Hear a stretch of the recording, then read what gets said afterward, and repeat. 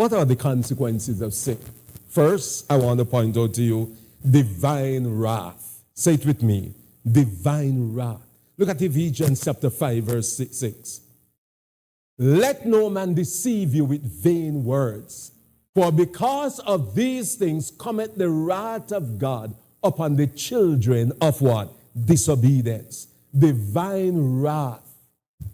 And when he speaks about the wrath of God, he speaks about the fact that God is not only angry, but God is about to do something harsh. You see, the Old and New Testament portrays God as holy being and reacts to sin punitively. Both Old and New Testament says God is holy. You cannot take that from God. Absolute holy. He's absolutely holy. And that is why, because he's holy, brothers and sisters, God has to react punitively. He has to punish sin. He has to deal with the sin issue. Some people think that God, no, he's such a good, the good thing today is that they're talking, God is such a loving God. You hear that all the while?